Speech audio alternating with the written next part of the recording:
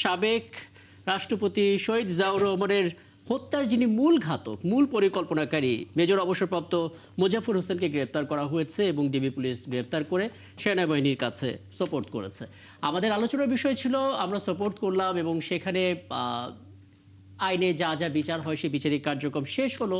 তারপর আসলে কি হলো, মানে আমরা একজন ঘাতককে সরাসরি পৌঁছে দিলাম, কিন্তু আমাদের তো ইতিহাসও জানা প্রয়োজন। কাজে একটা আলাদা কমিশন করা, সেখান থেকে আর কি কি ঘটেছিল এবং পরবর্তীতে যে ধাপগুলো এলো, আমরা কখনো জেনারেল এরশাদের কথা শুনতে পাচ্ছি, আওয়ামী লীগের আগমনকে আমরা দেখতে পাচ্ছি, পুরো জিনিস তো একই সূত্রে গাঁথা। আপনার কি মনে হয় আসলে কি করণীয়?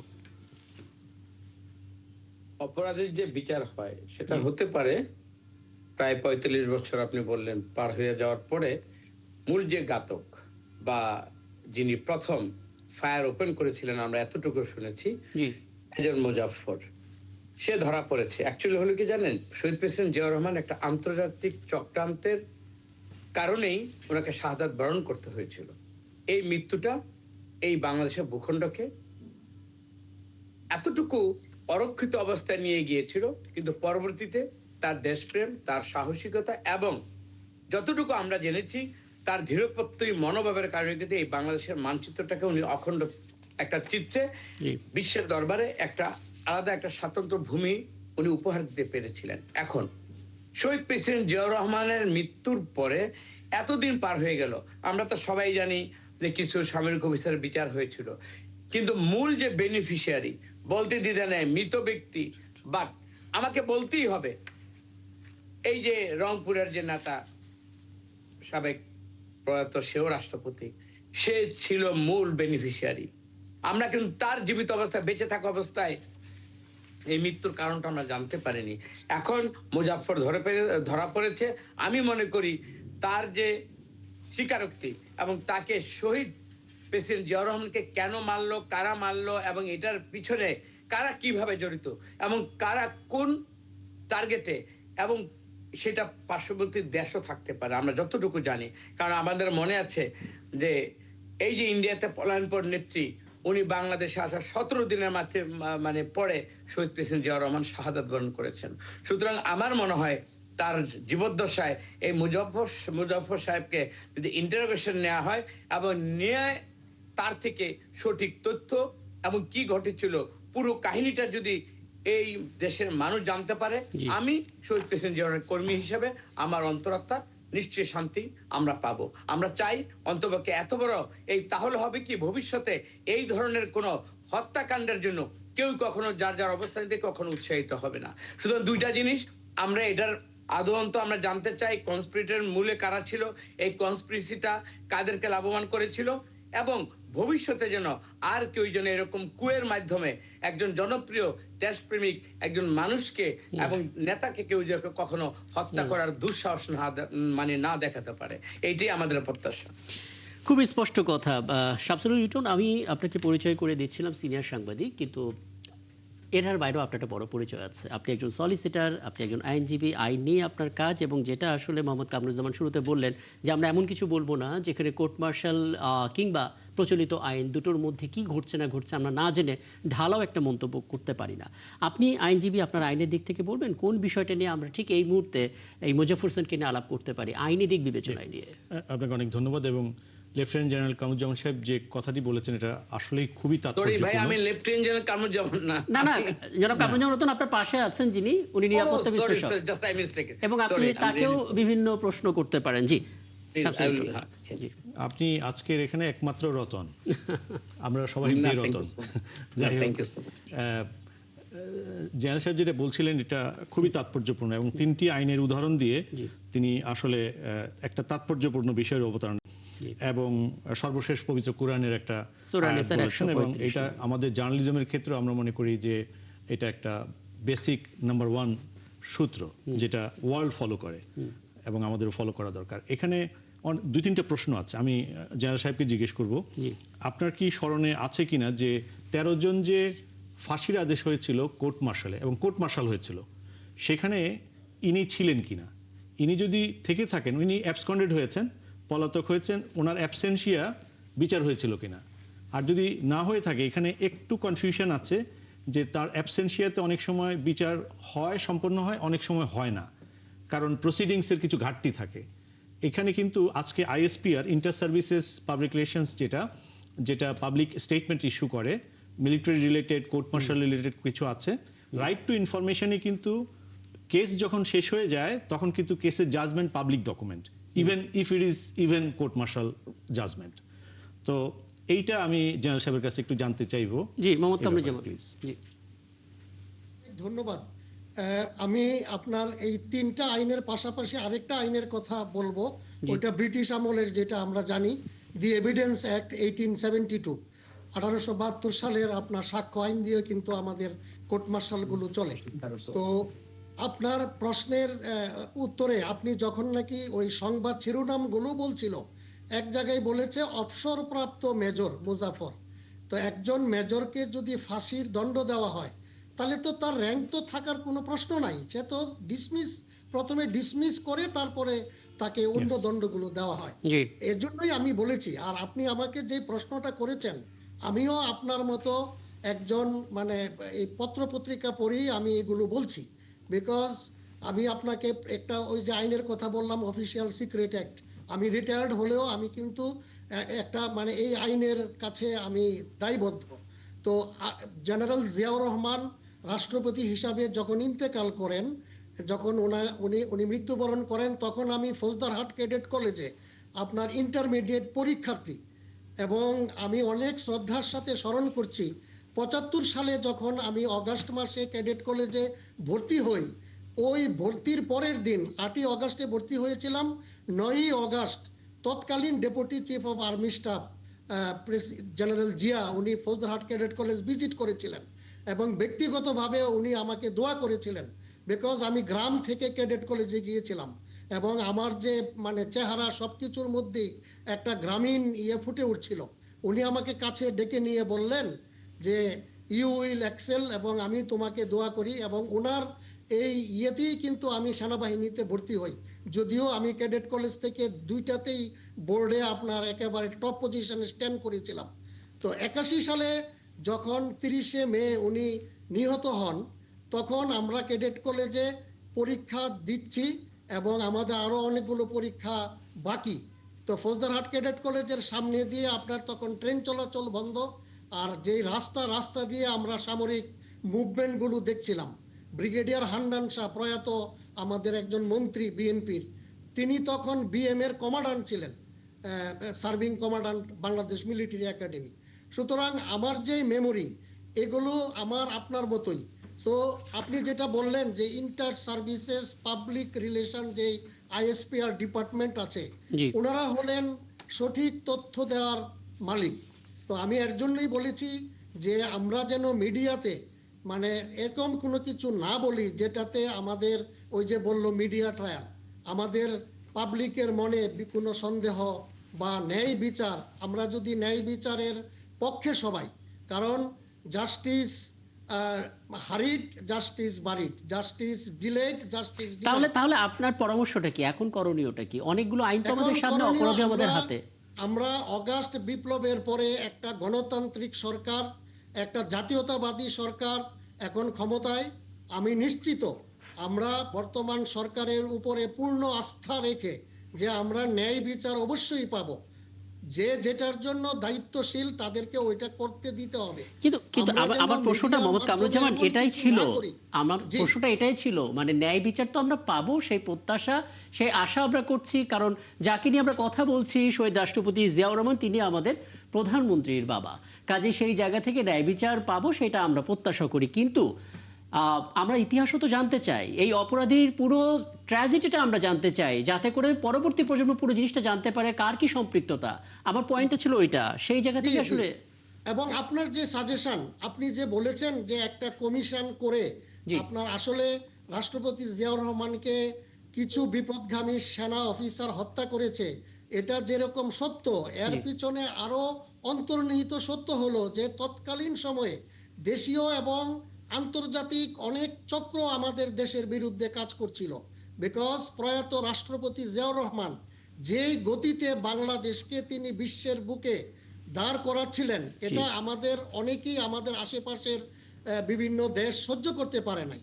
তো তখন অনেক চক্র এবং আপনার ষড়যন্ত্র এগুলোর শিকার হয়েই বিপদগামী অফিসাররা মানে ওটা ঘটিয়েছে। তো আপনার যে সাজেশন যে একটা কমিশন করে যদি এগুলো আমরা বুঝতে পারি, জানতে পারি, ঘটনার ভিতরের ঘটনা যদি বের করতে পারি, অবশ্যই এটা তো অবশ্যই, বাট আমাদের দেখতে হবে যে আমাদের যে বর্তমান আইন কাঠামো এটার মাধ্যমে কতটুকু এগুলো করা সম্ভব। বুঝতে পারছি, একদম পরিষ্কার। আপনি যদি কিছু আসলে এই ক্ষেত্রে আমি একটা জিনিস জি। আমি একটু ইন্টারাপ্ট করি, কামরুজ্জামান ভাই, আমার জানার জন্য আপনি সূরা নিসাতে কোন আয়াতটা আপনি 135 নম্বর আয়াতের কথা বলছিলেন। হ্যাঁ, 4 নম্বর সূরা 135 নম্বর আয়াত। আপনি ওটা আরেকবার একটু বলে দিতে পারেন। খোদাই করে মিশ্রিত রেখেছে করুন, যে এটা পৃথিবীর খুবই common। সর্বশ্রেষ্ঠ আয়াত বিচার, ন্যায় বিচারের উপরে। 135 নম্বর। আচ্ছা ঠিক আছে, আমরা একটু শামসুল ইলম, জি। ন্যায় বিচারের উপর, এবং আরেকটি আয়াতে আছে যেটা তোমরা সত্যের সঙ্গে মিথ্যাকে মিশ্রিত করো না।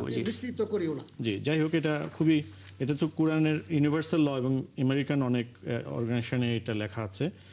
এবং আমি কিন্তু কামরুজ্জামান ভাইকে কেন আমি সেটা বুঝেছি, কারণ এই আয়াতটা আমি আরেকবার শুনেছি। আমার দেশনেত্রী বেগম খালেদা জিয়াকে যখন মিডিয়া ট্রায়াল নাও, যখন ওই যে ওনাকে যেই মামলায় সাজা দেয়া হয় আখতারুজ্জামান, সে তখন ম্যাডাম যখন তার নিজের সাফাই সাক্ষীর সময় নিজের আত্মপক্ষ সমর্থন করার সময় যে আয়াতটা বলেছিল, আপনি ওই আয়াতটা উল্লেখ করেছেন। আমি এখন বুঝেছি, আর সেই আয়াতটা হলো ফালা তাত্তাবিউল হাওয়া আন তাআদিলু। আমার মনে এই আয়াতটাই দিয়ে আপনি বুঝাতে চাইছেন, মানে জি ভাই, আপনি সূরা নিসা একদম। 135 হ্যাঁ, আমরা তাহলে আমার ওই আয়াতটা একটু আমরা কারণ- আলোচনাটা এগিয়ে নিই, আমরা বুঝতে আমার মনে হয় পেরেছি। জি, শামসুল ইলম। এখানে এই ব্যাপারে অবশ্যই বিস্তারিত জানার দরকার আছে, কারণ শহীদ জিয়ার যে হত্যাকাণ্ড, ওনার যে শাহাদাত বরণের যে ঘটনাটি ঘটেছে, এটা কোনো সাধারণ অ্যাসাসিনেশন ছিল না, জি। এটা কোনো রাজনৈতিক ঘটনা ছিল না। আমি শুধু একটা বিষয় একটু জানতে চাই আপনার কাছে। বিপদগামী কিছু সেনা সদস্য, এটা আমরা ছোটবেলা থেকে বইতে পড়ে আসছি, মানে বিপদগামী তারা হলেন কি করে, কারা তাদেরকে বিপদগামী করলেন, এটা ইতিহাস কি আমরা জানবো? না, এটা হচ্ছে সামরিক বাহিনী রেজিমেন্টেড ফোর্স, এবং প্রত্যেক পেশারই কতগুলো টার্মস এন্ড কন্ডিশনস এবং জব ডিসক্রিপশন থাকে। এবং সেনাবাহিনী যেহেতু একটা দেশের অন্য সব পেশার চেয়ে সেনাবাহিনীর পেশাটা একটু ডিফারেন্ট, কারণ তারা জান বাজি রেখে তারা যে শপথ নেন দেশের জন্য, তারা কিন্তু মৃত্যুর জন্যই শপথ নেন, দেশকে রক্ষা করার জন্য প্রয়োজনে তারা জীবন দেবেন। সুতরাং এটা একটু ডিফারেন্ট, আমাদের অন্যান্য প্রফেশনের চেয়ে ডিফারেন্ট। তো সেখানে তারা তাদের নিজ দায়িত্ব বাদ দিয়ে তারা যদি প্রেসিডেন্টকে কোনো কারণে হত্যা করতে যান, এবং যেটার কোনো রাজনৈতিক প্রতিজ্ঞা নাই, এবং যেটার কোনো অন্য কোনো ভার্সন নাই, কোনো রিলিজিয়াস ভার্সন নাই, কোনো পলিটিক্যাল ভার্সন নাই, কোনো থিওরিটিক্যাল ভার্সন নাই, তার মানে এটা স্রেফ একটা organized killing for any interest, for national or regional or any quarter interest.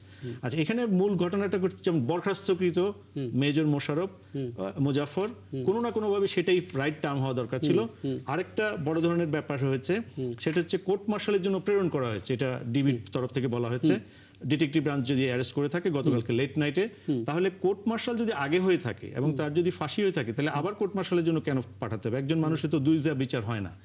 সেটা একটা কনফিউশন তৈরি হচ্ছে। এই কনফিউশনগুলো ডেফিনেটলি আমি মনে করি যে সেনাবাহিনী আমাদের দেশের একটা বড় উল্লেখযোগ্য অংশ, খুব ইম্পর্টেন্ট অংশ পেশাদারিত্বের দিক থেকে, যে কারণে বললাম।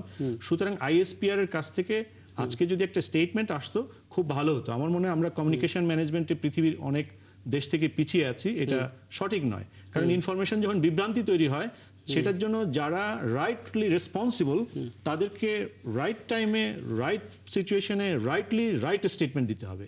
এটা অনেক সময় দেরি, যেটা বিচার দেরিতে হলে যেমন এটা বাড়িড হয়ে যায়, তেমনি তথ্য, কারণ এটা তো 1 ঘন্টা আধা ঘন্টার ব্যাপার, কিন্তু এটা দেওয়া হয়নি। এবং আমি জানি না আপনারা আজকে আইএসপিআর এর কাউকে আমন্ত্রণ জানিয়েছেন কিনা। আমার অতীতের অভিজ্ঞতা, আমি যেহেতু নিউজরুম এডিটরে ছিলাম, চিফ রিপোর্টার ছিলাম এটিএন বাংলা দীর্ঘদিন, আমার অভিজ্ঞতায় এই ধরনের স্টেটমেন্টে তারা আসেন না। কিন্তু সারা পৃথিবীতে সেনাবাহিনী প্রায় ন্যাশনাল সিকিউরিটি এবং তাদের রিলেটেড যতগুলো বিষয় আছে, সার্ভিস রিলেটেড, তারা কিন্তু প্রায় স্টেটমেন্ট দেন, এবং সেখানে কোনো ওই সমাজগুলোতে কিন্তু কোনো তথ্য বিভ্রাট হয় না।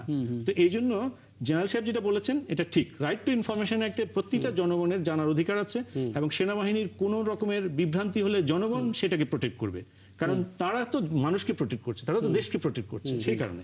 আচ্ছা, সর্বশেষ আমি জেনারেল সাহেবের 4টা ল দুঃখজনক আজকে এই প্রসঙ্গে প্রথম 2টা কনসার্ন। একটা হচ্ছে যে ঢাকার বুক থেকে ভেরি ইম্পর্টেন্ট জায়গা থেকে এই আসামি গ্রেপ্তার বনানী হয়েছে থেকে। এবং রিসেন্টলি গত 1-1.5 বছর 2 বছর যাবত আমরা দেখছি ব্যাংকে প্রচুর টাকা নাই, এটা কালো টাকা হয়ে বসে আছে।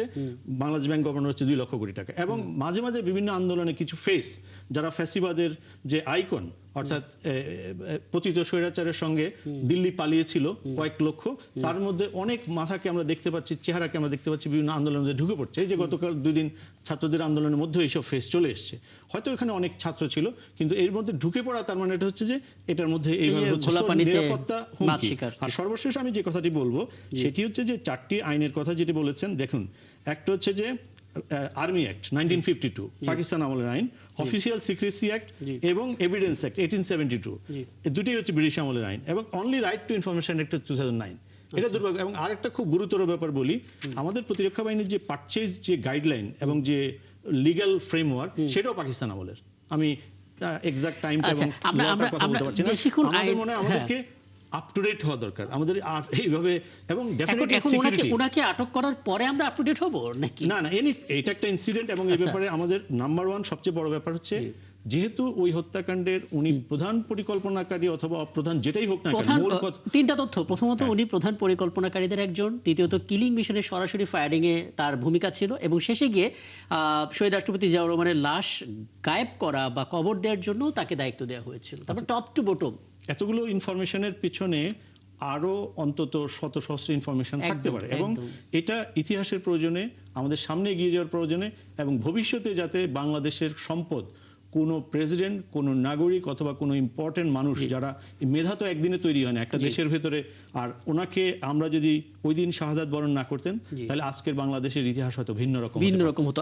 আমি এখানে অধ্যাপক কাজী মাহবুবুর রহমান, একটা দীর্ঘ সময় আপনি বসেছিলেন, কারণ অনেকগুলো তথ্য নিয়ে আপনার কাছে হাজির হতে চাচ্ছিলাম। আমি মোটা দেখে আপনার কাছে 3টা বিষয় একটু জানতে চাই। প্রথমত, আপনি বলছেন একটা স্বাধীন কমিশন গঠন করা, কারা থাকবে সেই কমিশনে, কিভাবে আসলে সেই কমিশনটা কাজ করবে, কোনো ধারণা আপনি আমাদেরকে যদি আপনার প্রজ্ঞা থেকে দিতে পারেন। দ্বিতীয় কথা হচ্ছে, যাকে গ্রেপ্তার করা হয়েছে তার বয়স 77 বছর, তার মানে আমাদের যে গড় আয়ু, সেই গড় আয়ুর উপরে তিনি চলে গেছেন। কাজেই কতদিন তিনি বাঁচবেন সেটা আসলে একটা বড় ধরনের শঙ্কার বিষয়। কাজে খুব দ্রুত তথ্যগুলো সংগ্রহ করতে হবে, এবং শেষে হচ্ছে তথ্য যেগুলো পাবো সেটা কি পুরোটাই আমরা জানতে পারবো? কারণ একটু আগে শামসুল লিটন বলছিলেন যে বাইরের জায়গায় আসলে সরাসরি কথা বলেন তারা, কিন্তু আমাদের এখানে আসলে সেনাবাহিনীর পক্ষ থেকে সরাসরি ভাবে স্পোক্সম্যান নেই, আমরা কাগজে প্রেস রিলিজের মাধ্যমে জানতে পারি। কাজে এই তথ্য জানার ক্ষেত্রে কতটা সহজ করা যেতে পারে? 3টা বিষয়। জি, আপনাকে আবারও ধন্যবাদ। আমি একটা বিষয়ে কথা বলতে চাই যেটা এই প্রেক্ষাপটে আলোচনা হওয়া উচিত। আপনার পুরো আলোচনাতেই আইনি বিষয়গুলো খুব গুরুত্ব দিয়ে উত্থাপিত হয়েছে। জি।